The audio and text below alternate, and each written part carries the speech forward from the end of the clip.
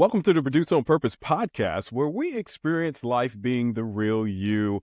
I'm your host, Randy Adkins Jr., author, teacher, speaker, preacher, lifelong learner, and we have a wonderful guest today. We have Denise G. Lee. She is a distinguished healing and leadership coach.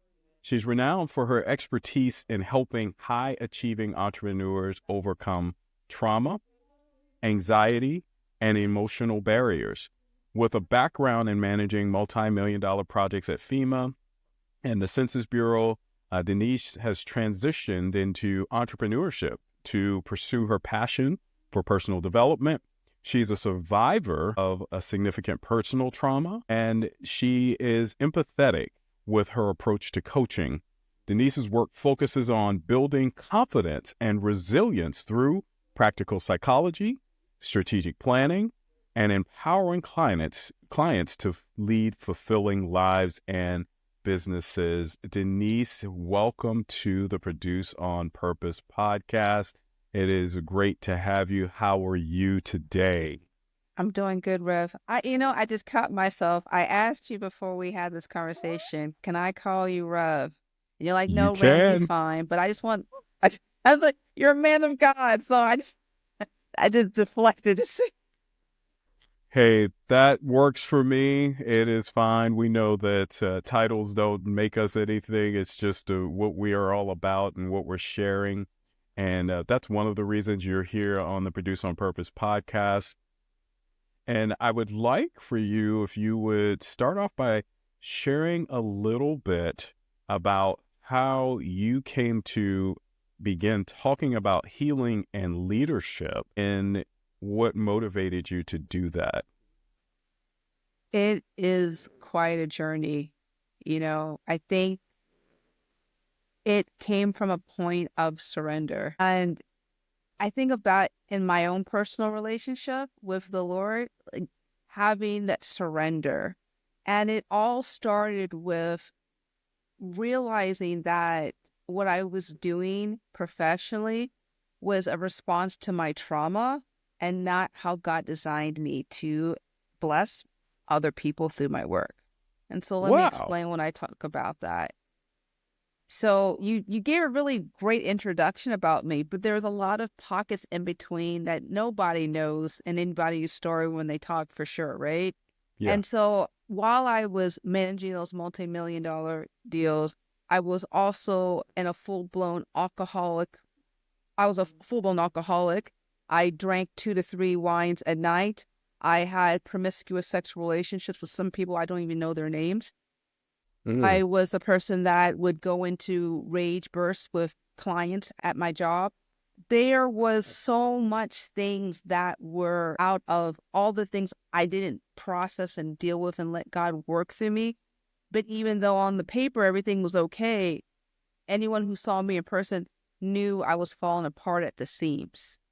Wow. And you relate a lot of that falling apart at the seams to how you were reacting to your situations. And even though it looked potentially like there was successes on the outside and external to you, there was, it's definitely sounds like a back and forth going on and emotional wounds, particularly there. How do you feel that the emotional wounds and what you had going on in your life affected the not only your job but maybe other relationships and everything else that you had been dealing with at the time? I can only speak for myself and the clients that I've dealt with.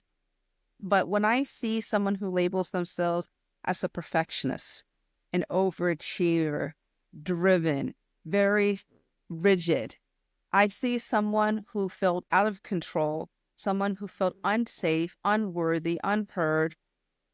It wasn't the fact that they could do all the stuff well. It was the fear of not being able to measure up and succeed, which was driving them. You see this a Oh, lot in corporate America.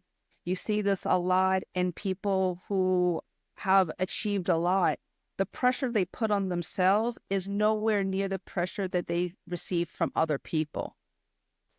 Wow. And it sounds like there's this performance measure. And my question becomes, where does this performance measure come from that maybe someone is seeing themselves as being driven and doing all of these things? And you mentioned something that falls dear to my heart, because I believe a good part of my life I had been driven by fear. And when you're driven by fear versus driven by love, which we can go into later, of what that feeling is like and why you talked about outbursts. Yeah. And I think of almost like a pressure cooker. How was that in what you were doing? And you describe others that sometimes say they're the A type or driven type, and I am and feel like they're in control. But as Yeah. soon as something gets out of their control, what does that look like?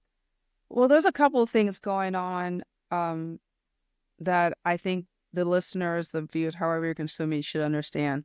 So there's an issue of temperament, right?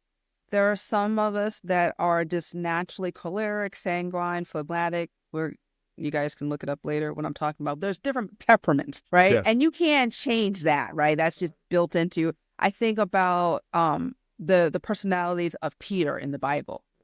He was just off the chart, like excited. What do you want to choose? I want to do it. And then, I think about John, love everybody. Like there are just people that's just how they're wired, right?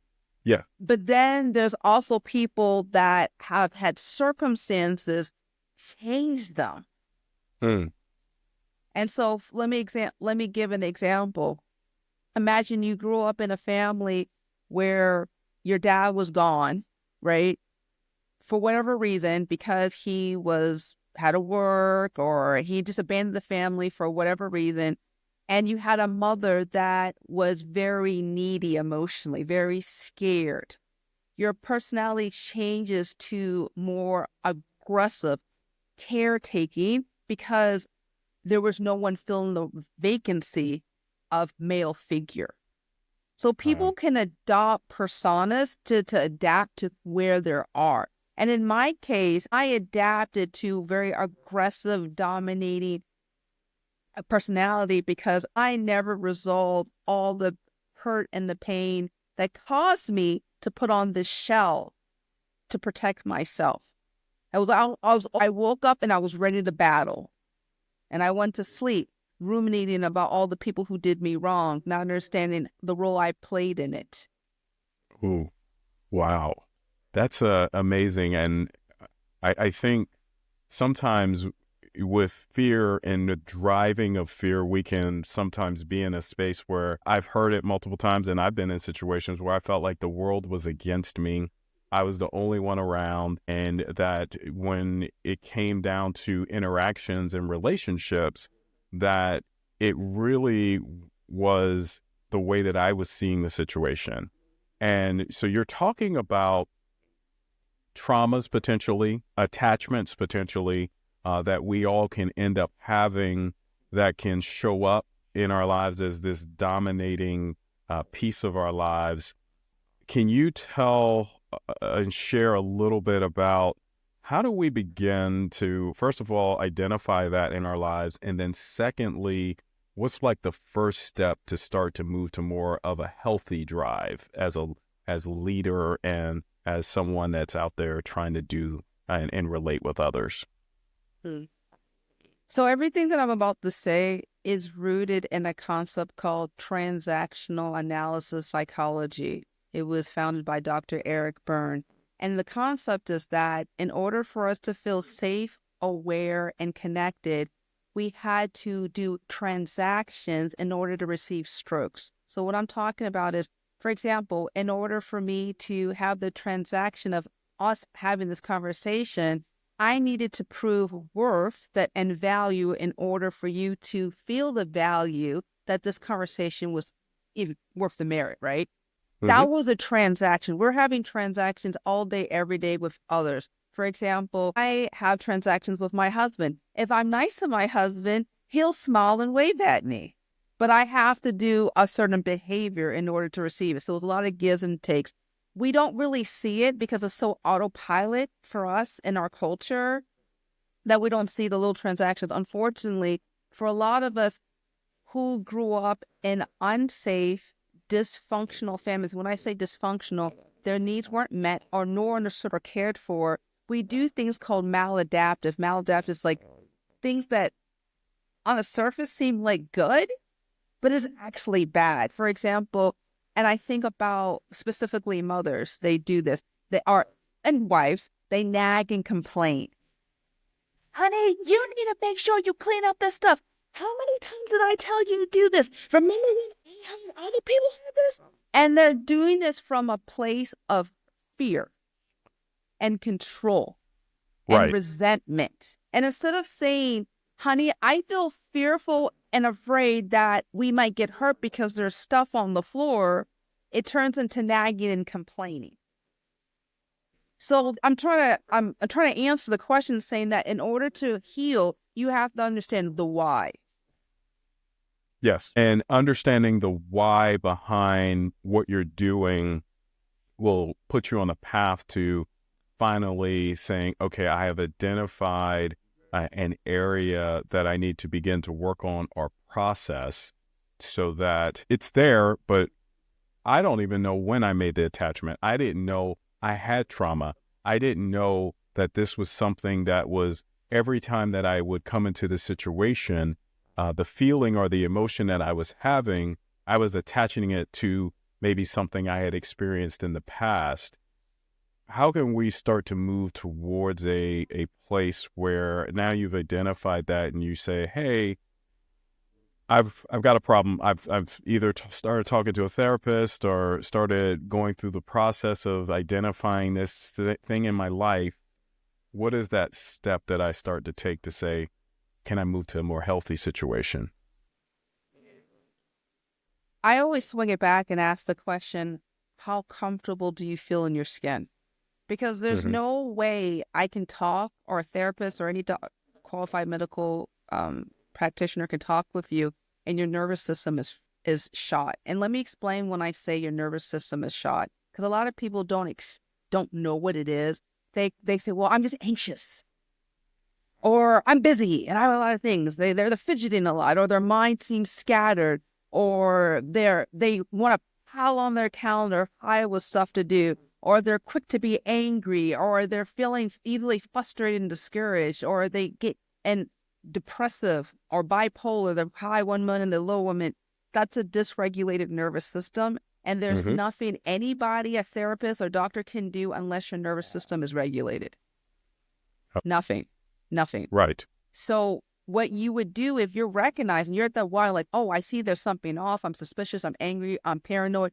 I'm easily frustrated. I have problems sleeping. I have problems eating. There's a lot of women specifically that use self-medicate with sugar and candies and bread food. So there's a lot of things that can point out there's something wrong and you're dysregulated. Hiring a therapist, hiring a doctor, talking to a coach, someone like me, is going to be a waste of your time and money. Just flat out telling you. The Mm-hmm. things that you can do is to reduce your sugar intake, to make sure you're getting adequate rest. I don't want to say 7 to 9 because some people it varies. Mm-hmm. That you make a proactive move. I knew you were talking to Dr. Shalonda Atkins and about you need to stop watching high simulating content, right? Mm-hmm. If you're sitting there and you're watching Real House of LA, you're looking at MSNBC, and then you're wondering why you can't calm down, you can't calm down. Your Right. nervous system is shot. You're surging through cortisol, norepinephrine, adrenaline. It's literally like you're in a 401 race car and you're rambling down and you're wondering why you can't come to a pin stop. You can't. Your body is overactive. So if Right. you're doing proactive stuff, massage, aqua therapy, breathing exercises, there's so many types of somatic body work exercises you can do. Once you actually can come to a point where you can have a calm, rhythmic breath, you're not feeling frazzled, then come Right. and have therapy, cognitive thought-based talk. There's other tactic called EMDR, eye movement reprocessing desensitization, TMS, transcranial magnetic stimulations. There's other stuff that there's a lot of things you do before you move into talk therapy. Because if you're talking to someone and that hasn't dealt with the body stuff first, the talk is a waste of your time. Interesting, because it sounds like you might end up in a cycle. And I've heard many times that our body has memory. And if we are in a place, it sounds like at this heightened level, it's going to be difficult to really get to a place where the mind is quieted enough to even have a conversation and begin the process. And so some of the things you're talking about is, really look at our diet, look at what we're consuming and eating, and actually slowly get into a place where we can bring our body into a place where there needs to be kind of a calmness. Now, do you think that going and getting away helps in any of these situations? And the reason I ask this is because I remember when COVID occurred and we all had to stand still and sit. And for me at the time, it was difficult because I was used to always going, and to have to sit was very hard. Is this related to something like that? There is this thing that I always talk with my clients about, and it's about trauma culture. And so for a lot of people that come see me or they see a therapist or whoever, and they're saying, I want to get well, Denise or whoever. And I'm like, and I'm listening to their life, and everything they do and they say, it supports the things that are actually getting them sick. Like, for example, if you're an entrepreneur and you are really ambitious, you're going to associate people who have the same ambition. You're going to have your schedule support all your agenda. You're doing everything that's actually making you sick. And so when we're talking about getting away, we're really asking ourselves, are we willing to depart from the things that give us comfort? Because there's some things that give us comfort are actually the things that are killing us. Yeah, that's interesting. And it's the thing that causes you to be in the cycle that you may always be in, that you think, I am in this space of, this makes me feel good, but just because it makes you feel good, it may not be good for you. So the idea that these traumas, these things are happening in your body, you say take that first step to begin. How do you typically, now there's this crossroad that you talk about of being a leader, of being an entrepreneur, and how trauma can affect what you're doing. What are some of the top areas that you see trauma affecting that? And unresolved trauma, if it keeps going on, what does that end up doing? It's a gradient for sure, because, Randy, because there are some people who have been cycling for decades in dysfunctional situations, and their team members, their partner, their kids, they've all adapted to it. I'm thinking about one particular client where if he didn't make a deal, he would scream and yell and throw things, and everyone just knew to keep quiet and put their heads down, pretend like nothing was happening. And they were so desensitized to it when we were having a group meeting and talk about when, I'm just making up this name, Andrew was having outbursts. They actually all kind of blacked out from the experience. I don't remember what happened. So they couldn't even Wow. tell me what was happening because they disassociated so much from all the stress and trauma, they couldn't even accurately label what they saw and experienced. Wow. So you even have a potential that the people that you're around and are closest to you, they are actually associating and helping the behavior by disassociating from it and just saying, that's just, say, Andrew, that's just how he is. And that doesn't help the situation when it comes down to entrepreneurship, business, or leadership. How do you finally get to a place to even just say, all right, we're wanting to do something different? Does it come down to something having to happen, or are there ways to start to identify that? Unfortunately, most of the clients that come see me is after a bankruptcy, a divorce, a meltdown, inpatient rehab, loss of significant funds, because that's usually when we are human beings and we tend to not want to seek help. Preventative strategies. That's just, no one comes and knocks and asks to speak with you and say, I think I'm having problems. can you help me prevent problems in my marriage? Or do they come and they talk to, I want a divorce. Right. It's already gotten to this place Critical where mass. I feel like I don't want to, I can't deal with it anymore. I've tried all of these different things, but now I'm all the way here and I need help. In that situation, what do you tell them? Well, I always think of myself as the restoration crew, because like I said, most people, they come after the storm and we're just trying to rebuild and repair. And it's really getting back to, who are you, what matters most, and how do you want to see yourself? I was listening to one of your other earlier recordings, and you were talking about act, be, do. And for a lot of people, we think that we can think our way into positive things, but we only can think from our place of woundedness and our brokenness. You actually have to fake the funk and act like where you want to be, not where you're at. And you can't do this on yourself. Most people just don't have the strength for that. So they literally need a guide to help reinforce the values that they already have within them. Interesting. And a lot of what I've talked about in on Produce on Purpose, and what I've found is that you have to let go, or sometimes call forgiveness, and find those things that you do have attachments to. So every time you have a particular emotion, you've been attaching it to a past experience. There's a reason you have to let that go. Is that part of what you start to share? Because if you don't get beyond that, there is no way you can get to the positive affirmations or intention making or any of that in your life. I always laugh when people talk about positive affirmations and intentions, because basically you're saying that you can rely on your own strength, when in reality you need to rely on the God and your God of your maker. But that's a different subject. Anywho, when people say about emotions, right, there really is only 4 main emotions, like fear, anger, disgust, joy, right? But then we have feelings, which is the description of what we took in, right? And so, for example, right now, I'm feeling intrigued, which is a mix of curiosity, a mix of all these other stuff. And for a lot of us, we never really know how to label that.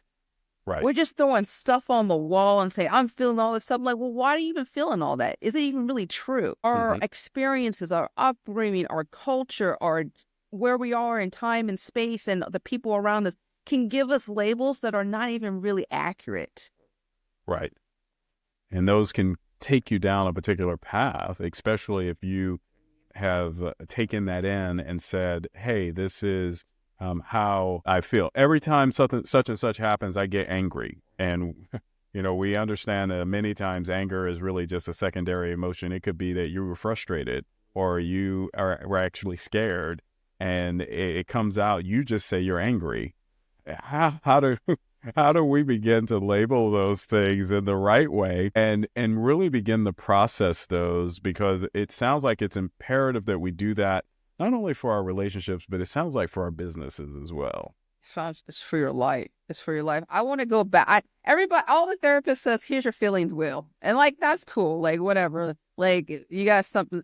Ain't nobody going to be running around with a pinwheel all day looking at stuff and labeling. I always think of it, let's step it back and just think about it a different way.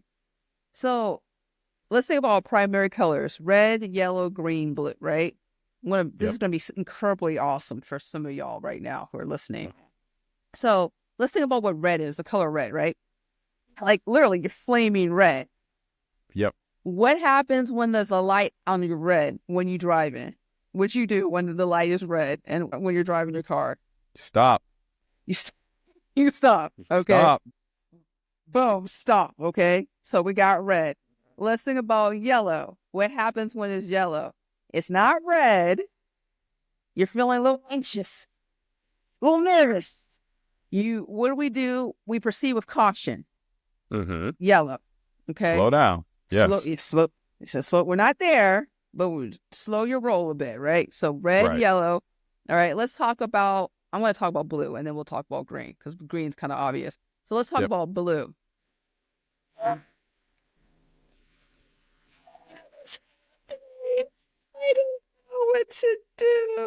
you're depressed. You're feeling literally the color blue. Right. So here's the tricky part, guys who are blue. Here's the tricky part. For some of you guys who are used to being blue, that's where you go into overeating, over drinking, self-loathing, going on YouTube, going down the rabbit doom scrolling on Instagram, right? Tapping into your vices. That's actually the bell ringing for you to activate all the vices that got you in the bleep show that you're trying to get out of. So when you're feeling blue, right? This is where you crank up your praise and worship music. This is where you call a friend. This is where you say your affirmations. This is where I'm a big believer of reciting scripture. Whatever Yeah. is true and noble and worthy and pure, like focus on those things. Yes. That's your antidote for that, blue. Mm-hmm. And then when you're green, what do we do when we're green? Go. We go. So there you go, guys. It's a lot more simple than picking up that feeling. Well, and don't get me wrong, the feelings will have this place. But I talk about brass tacks, how we're going to live in the real world. Yeah. And that's interesting because, of course, as you're saying that, the only thing that comes to my mind is the movie Inside Out. And they actually align with some of those colors that you talked about, because we do have these emotions that drive us. But the emotions themselves, we do have to interpret those emotions. And then how does that end up in our behavior and how we end up acting out? And like you said, for someone who's blue, you're acting out. And sometimes vices come out of that. Your behavior is a reaction to a particular way that you may have been, an emotion you had, you attached a feeling to it. Now you are in a particular place and you're behaving a particular way. And it's something that can be dismantled and changed. And I think a lot of people believe that that cannot happen. Can you share a little bit about that and what you have noticed in some of the people that you've met, where they have actually moved from a place where they had those behaviors because they had those attachments, those bases, and they finally found a way to dismantle it and come to a place where there is hope? Well, before I get to that part about the examples, I like to just make a comment on Inside Out too. That was on my mind when you were mentioning that. I watched both movies since I wanted to, both excellent movies. And I'm not trying to do I shouldn't do spoilers because you should have watched it by now. But anywho, when they introduced the character of anxiety, she had all these bags, and she said, I'm here, I'm anxiety, I got a lot of bags. Where do I put it? Yes. And I just sat there and I was like a mic drop moment. Anxiety brings baggage. And some of y'all just take all them bags up in your house and park it in the corner, crowding out space, and you wonder where you don't feel like you have no room to breathe. You're crowded in your mind. You're scattered because you got all these bags. But I just had to mention that. That's completely off. I just had to mention that one. It's on my mind. Let go of the baggage. Yes. I remember when I was healing from my recovery journey, I was listening to Erykah Badu's Bag Lady like 10 times a day. That song, Bag Lady. Anyway, I wish she took her own advice. But anyway, getting to the point about that. So there's a really wonderful idea called neuroplasticity, okay? So neurons, right, our nervous system, little cells, nervous system, plasticity make new. Yes. So there are wonderful books that support the theory. Dr. Norman Doidge wrote 2 books, How the Brain Changes Itself and How the Brain Heals. Wonderful books, side-by-side companions to read through. In that book, there are countless stories using sound, light, talk therapy, all or different types of modalities of ways to heal. And my own personal experience, I can attest and say that I just began this conversation saying I was a rage addict. I was an alcoholic. I was a sex addict. Right. I was neurotic.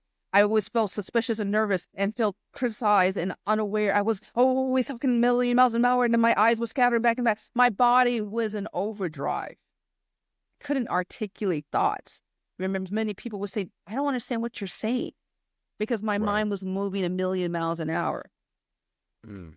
If I can sit here and explain these concepts to you in very clear, easy to understand, I think so.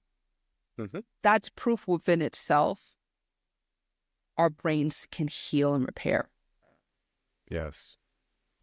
And so it is possible to move from a place, and I think a lot of people feel like there is no hope.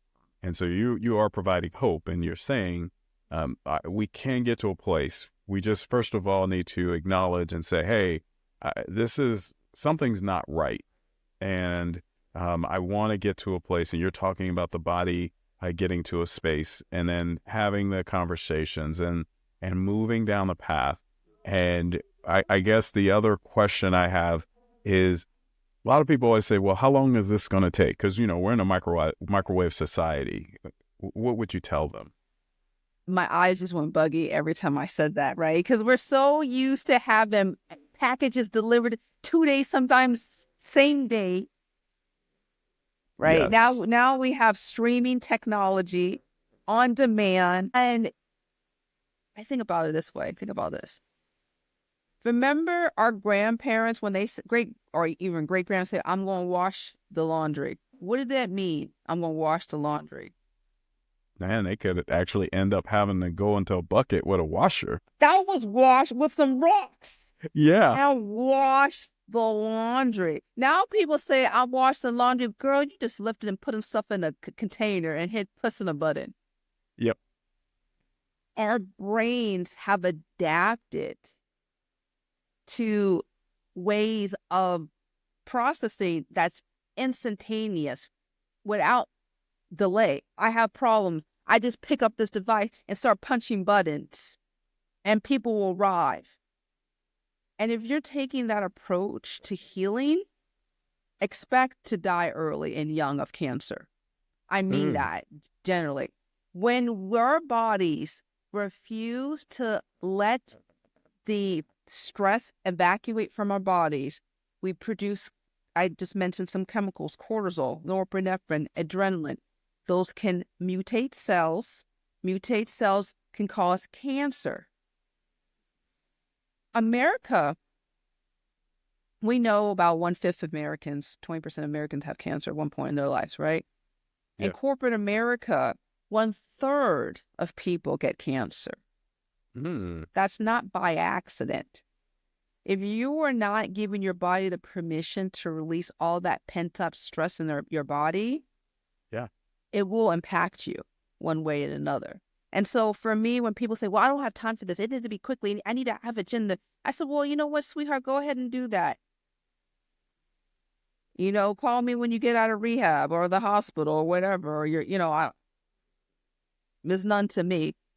It's always interesting because people are saying that they want the quick fix, but how long did it take you to get here?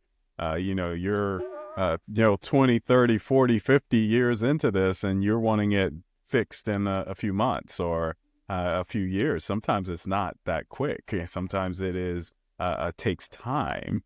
But I guess the question also comes down to, people say they don't have the time, but how do they know they're starting to move in the right direction when they start going down the path of healing? I just have to say, people don't have the time, but you have the time to call and complain. You got the time to sit there and watch drama. You have time to eat cheeseburgers and hamburgers and not go to the doctor. You have time to fuss and feud with people. So please don't tell me you don't have time. Let's just put that one out there. Let's put It's that priorities, right? It's a priority. We all got the same amount of time. You're just using it to do all sorts of madness. And it's all based on the culture. Like, I speak Spanish. And when in the Latina community, there's a thing called telenovelas. Now, look, Hollywood got nothing on Spanish soap operas. One minute somebody gets shot, then the minute somebody get married, someone get divorced, there's a gang shootout, all in one episode. Like, your head is spinning. We as human beings replicate. We have a thing called mirror neurons. We replicate what we see. Monkey see, monkey do. If you are consuming content around people that are highly adrenalized, like highly agitated, you will replicate that. And so when we say about taking time, I'm like, well, how long have you been in the dysfunction? For me, I was raped by my mother repeatedly from age, I don't know how long, until 11 years old. I also was raped by a school counselor. I was heavily drinking by 17 years old. I didn't get dry until 34. Okay. Wow. My body was wrecked completely. Mm-hmm. And this is despite the fact that I did go to therapy. I did, did try to receive help. But because my lifestyle supported my pain and dysfunction, I didn't really start getting well, Randy, until I was 38. Right. Wow. So everybody's journey is different. Most of the time when I talk to folks, they've been doing their drug and sex and whatever for decades. So to sit Right. here and say 2 sessions with me and learning your colors and maybe memorizing the feelings wheel is preposterous. Right. So it does take more time, but it is about getting down the path of healing and moving in that direction. Denise, time has gone by so quickly. What I will ask you is, please help my audience with 2 or 3 items that they can start to do today to move away from the trauma to a space of healing in their life, in their relationships, in their business, that you want them to be left with and start. Okay. So I'm going to bastardize a concept that we talked about earlier, if you don't mind. So the No first problem. thing, yeah. So we mentioned the why. Mm-hmm. Why does things need to be changed, right? For a lot of us, we're comfortable in our dysfunction because it's familiar and everybody around supports us. But if we see that something's not right, why is it not working? Why do you need to change? Because for a Mm-hmm. lot of us, we don't move unless we see more ahead of us than behind us, right? That's Right. number one. Keep going back to that why. Number two, I mentioned those colors, red, yellow, green, blue. Just actually awareness of that is huge. People road raging, person. Yeah, I mean, you see this all the time. Flipping the Mm-hmm. bird. You're supposed to show all your fingers when you say hello to people, not just one. Know your colors, right? And the last thing is rely on something bigger than yourselves. The reason why a lot of us turn to addiction, turn to anger, turn to all this stuff is because we think we can do it on our own strength. There's someone whose yoke can carry you. Yes. Yeah.